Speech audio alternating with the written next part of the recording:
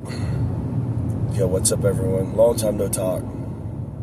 Today I want to discuss something that I haven't really discussed in much detail on this channel, but I just got done leaving the NAMI Walks Greater Orlando fundraiser they have every year. Part of a team of my oldest child ran a team this year, raised some money.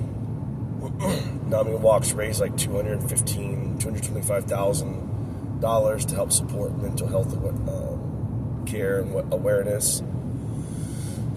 And figured this would be a great time to talk about this topic, because this is an important topic for anyone who is struggling in their faith, questioning their faith. And especially if you're one of the first people in your family to do something like that. Because more than likely, any major change in base level philosophical ideologies or thought patterns is going to have major repercussions, and it's going to probably affect yours or someone you love's mental health through this process.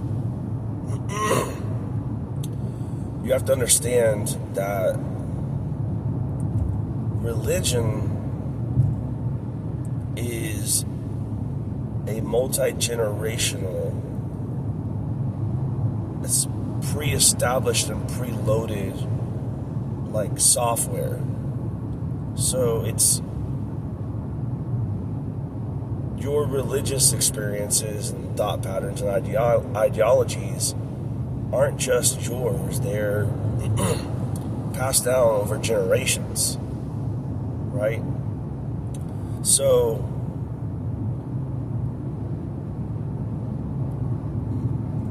moving from that to an atheist life, which is someone who just doesn't necessarily believe any of that stuff, is going to be oftentimes earth-shattering and life-transforming. You know, you're going to be questioning everything. Every single aspect of your life is now going to be in question. And this is going to send shockwaves throughout your life, the loved ones you live with, you experiencing this with. Not just for you, but for generations. I know for myself, it's a situation where I'm probably one of the first in my entire lineage to not believe in religious constructs, and that's a big deal. And for me, it's been a long journey. It's been a very long journey, and along that path, there's been so much collateral damage. You know, everything I've thought has been up for question and debate, and that's a lot to deal with in one lifetime. And because of the nature of because of the extreme nature of this transformation and change, what shouldn't be a big deal at all is magnified and is a tremendously huge deal. And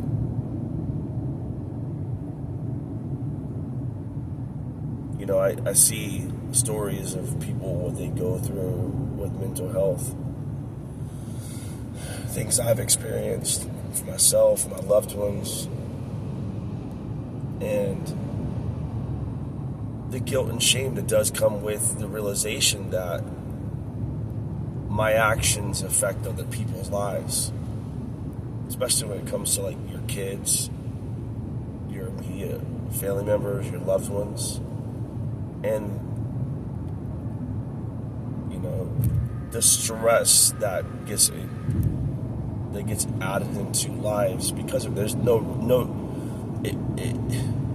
it makes sense why so few people go down this path of questioning, because it's very uncomfortable, it's tumultuous,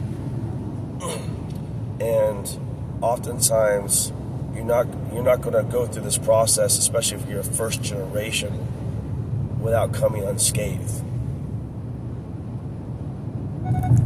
On some levels, this is not a bad thing, but other levels, it is definitely a painful thing.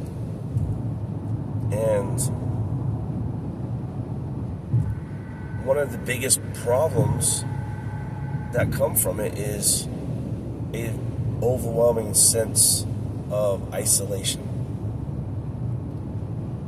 You no longer belong to the same group and tribe that you did before, but you don't really feel like you have a tribe moving forward.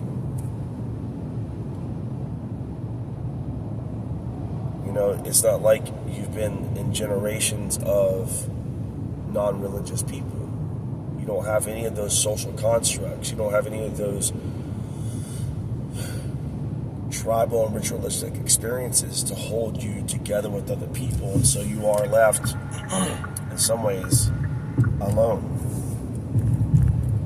and that's very bad for your mental health, especially when you see the repercussions of these changes. Now, is it worth it? I have a hard time answering that question, right? Is it better? Some people say that ignorance is bliss, that living a life and just going along with the flow as long as it works.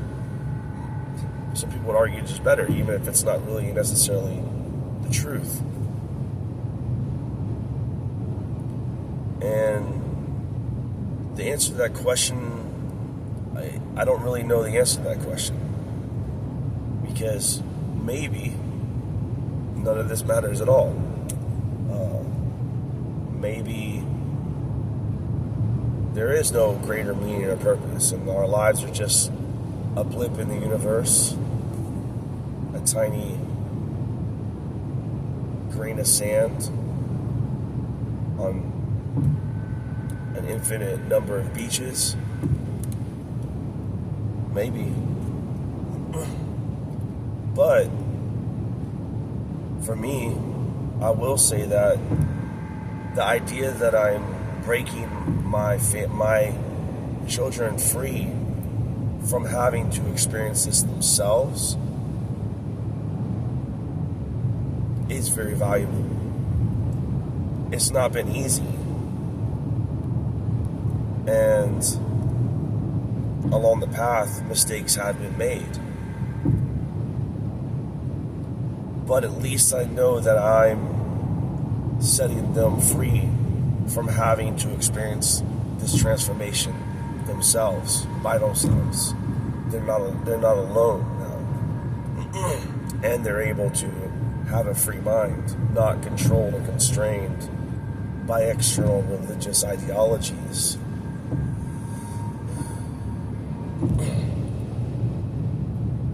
But it's not been easy.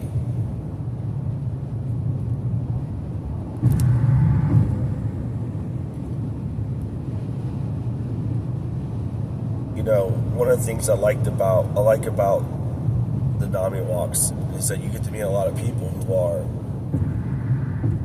kind of, in some ways, going down the same path and journey. Some of them in different stages, right? Some people grieving for the loss of their loved ones. Some people fighting for their current ones or for themselves. But through that, this is one way to find some community, as well. But I will say that, like, if you are someone who is struggling with your faith, and you're struggling with your belief, and you're seeing, like I did, or I thought I did, you're seeing the wild ride you're about to go down, you're right to be experiencing some disdain and fear in some ways. But I want to say two things. First things first is don't fear. Oftentimes what we fear is nothing compared to what the reality is. And our fear can actually exacerbate our situation and cause more damage in the process. So, if you're a person who is questioning your faith, you're not sure, you're exploring, you're asking questions, be okay not knowing all the answers. And this is especially true when it comes to questions of religion, spirituality, supernatural, gods, deities, and these types of things. The truth is, none of us know the answers. No one does. No one knows what tomorrow holds. And certainly because of that, no one knows what happens after this life. Or even if that question even makes any sense. All we can do is hope for the best. Which leads to my second point, which is, so the first point is, do not fear, but have hope. Have hope for a better tomorrow, a better future, and yes, even a better eternity, for whatever that means. And the second thing is, be patient. Be patient with yourself, be patient with your life, and don't be in a rush to let your lack of understanding consume your life. Enjoy the journey and treat everyone kind, especially those who treat you kind, because you never know what other people are going through, and you never know as well the full extent of the repercussions of your actions, and more importantly, your thoughts. And then the third thing is, be understanding of yourself and not just others, but of also yourself. Be understanding that the journey you're on, questioning things, withholding belief until such a time that belief the claim has been demonstrated. These positions can be very extreme depending on many different factors. If you were born into a non-religious family, not believing is kind of second nature. You already have some support structures already in place. You already have things kind of maybe possibly a little bit more held together, which increases your ability, your stability. But especially if you are a first generation, maybe the first person in your family lineage, as far as you can go back in time, maybe you're the first person who's ever questioned a religious belief. Even just a question can be earth-shattering.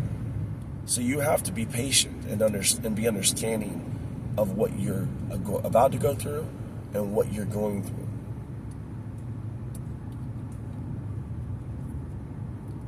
Playing a victim doesn't help, but being understanding does. The old saying is Rome wasn't built in a day, and it's true. Rome wasn't built in a day. And you may never see the full extent of your actions or your thoughts or your moves that you're making today. You may never even see the result of them. But what you're doing is setting up a infinitely perpetual set of actions that resonate throughout time and eternity. So I know we all want to see resolution. We all want to see the story come to a fulfillment, right? We all want to see the justification for our actions. But you have to understand that you're never going to see the end result, because the story seems to run forever. So understand these things. Understand your place in the story. You may not be able to save the world, right? Today, but maybe in the future you do. And these are important things to understand. And then finally, I would say, connect. Find ways to connect, to give back, to help other people. That's the strongest way to move forward, is taking your eyes off just yourself and seeing a bigger picture. Understanding that you're not alone, and that we are all on this together. And these are some things that I think, looking back in my time, helped me process things and help me see things I wish I would have done differently.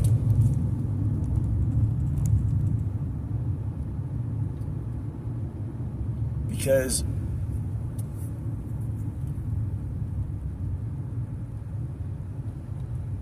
our actions are like a ripple in a pond when you throw a rock into it. You know, that those ripples grow over time. They affect things in ways that you have a hard time understanding.